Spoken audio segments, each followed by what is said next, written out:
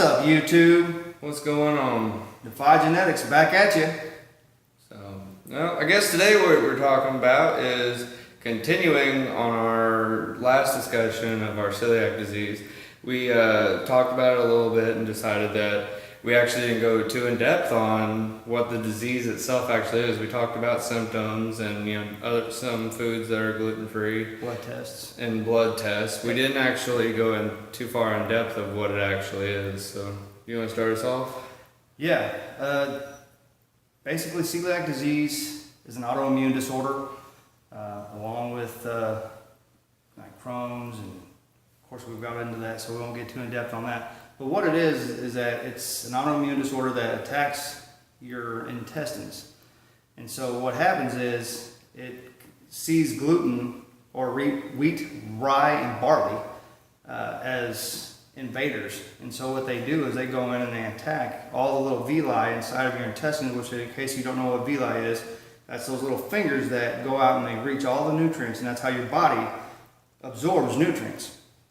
And what happens is those get attacked by your immune system, and then they take and all these little fingers get attacked, and then all of a sudden now all you have is flat walls with just bumps. And so a lot of times that's how you become anemic, is that it's just not absorbing. So you're that fatigue I talked about, that's going to be why. Because if you go through and not have it diagnosed and you haven't had your blood test done, those villi get smaller and smaller until, well, eventually going untreated can cause intestinal cancer. And that's what we want to try to avoid. And that's why we're trying to tell you today to get tested for sure.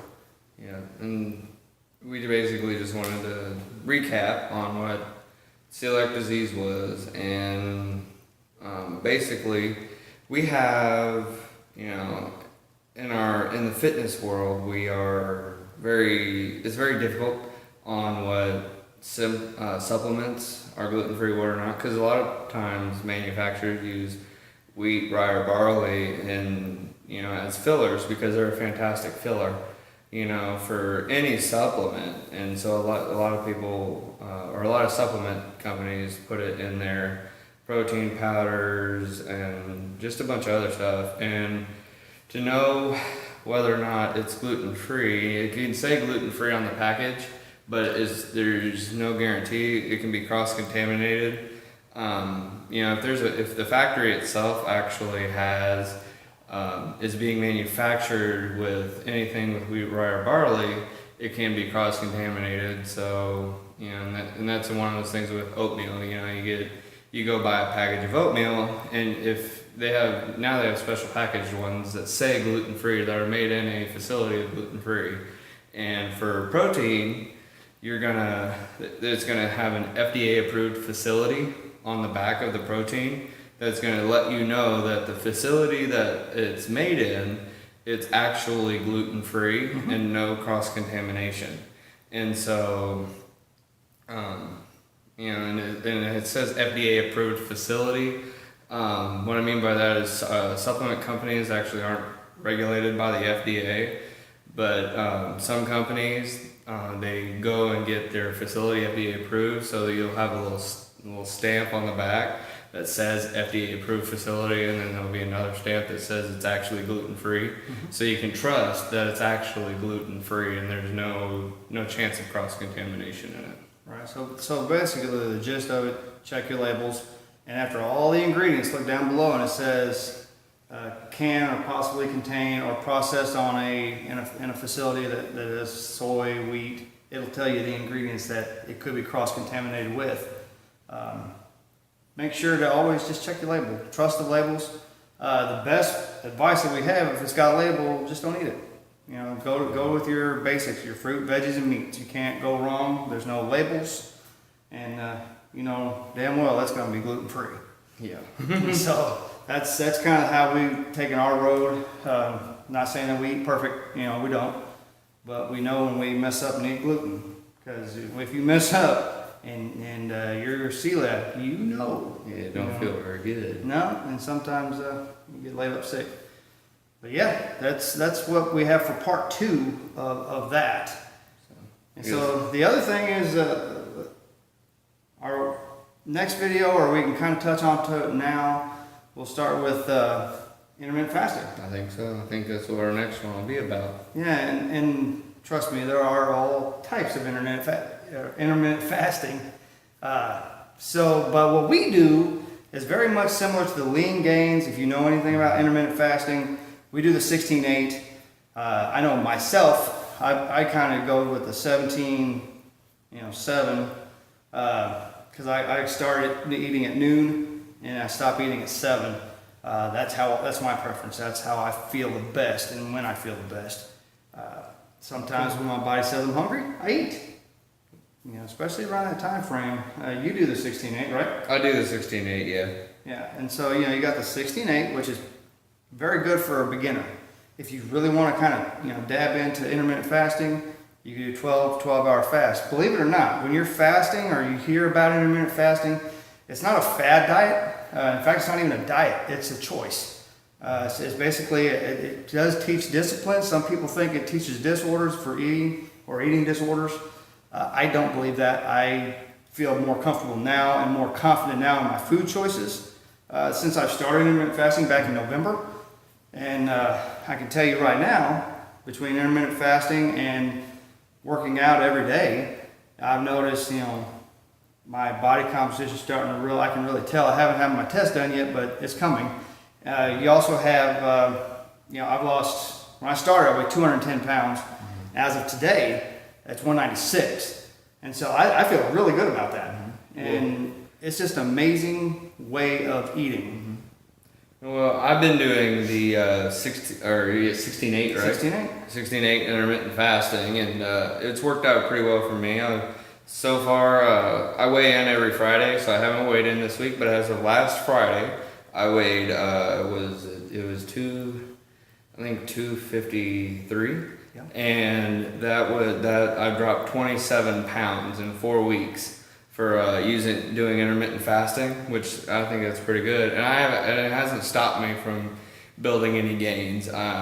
Today I PR'd at 275 pounds on my deadlift, and that is, that's what I wanted to do for my max.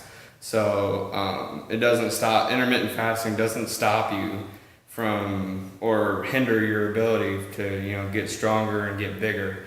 I think it's a very big misconception that when you intermittent fast, you're starving your body.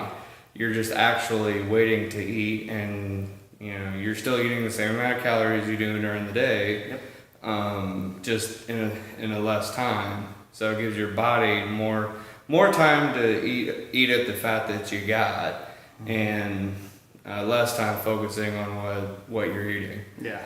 So and that's it's not a miracle diet. It's not a miracle eating plan. It's not something that's going to happen overnight. It's a slow process.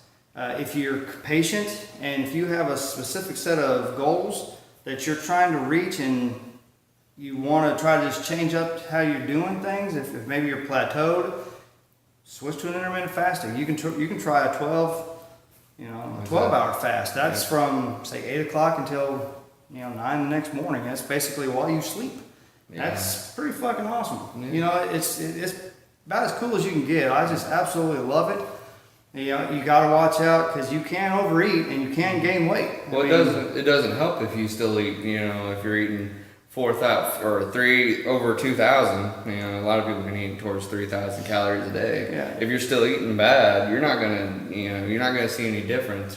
You're changing how you're eating. Yeah. Just in a different, timely manner. It doesn't change anything. You have to first you start out with how you're eating, and then intermittent fasting just helps. Yes. You towards your goal. Yep. And there's so many ways you choose to lose weight, and this is what we've gone with. Yeah. And and further on, we'll get into some of the next videos. We'll talk about the 5-2. We'll dip into eating one meal a day. There's people that do that, and they're comfortable with it, and it works for them. And like I said, this is just kind of dipping your toes into the intermittent fasting world, if you want to call it that. It's not a miracle diet, but it's a really cool little step into a different direction than normal. You really want to try to dip into what your total daily expenditure is, so what calories that you burn during the day without doing anything. So if you're just sitting you want to try to calculate, and there's plenty of calculators out there. I like bodybuilding.com. They got a good one. I like that one. And there's a couple more I don't have on my notes right now, but We'll get them for you can look into it. We'll get that for you. But that's a good way to start. And usually once you find your total daily expenditure, then you eliminate 500 calories from that. See how you feel. And then if you still haven't really kind of lost the weight that you're looking for into that plateau, drop it another 200, but don't do too much because that can hinder and actually stop progress if you're trying to cut weight or lose fat and gain muscle at the same time, because trust me, it is possible to gain muscle while losing fat while intermittent fasting. But we'll get into some of the other ones. Like I said, there's 5-2, there's the warrior diet, which is pretty cool. But just like I said, basically like anything else, do your research. You can take our advice and listen to it. We might not always be right on everything, but we do the research. We do talk about it before we get into these videos and try to make sure that we give you the best information that we know. And there's plenty of information out there, so I'm gonna cut you off. Sounds good. I think You get too excited. I do. I get really excited. So we're gonna cut this video off. Yeah. So if you like what we have to say, go ahead and hit the like button. Yep. Also, don't forget to subscribe. The more subscribers we get, the more excited we get. So yeah. have a good day. We'll see you next week. Defy genetics, baby.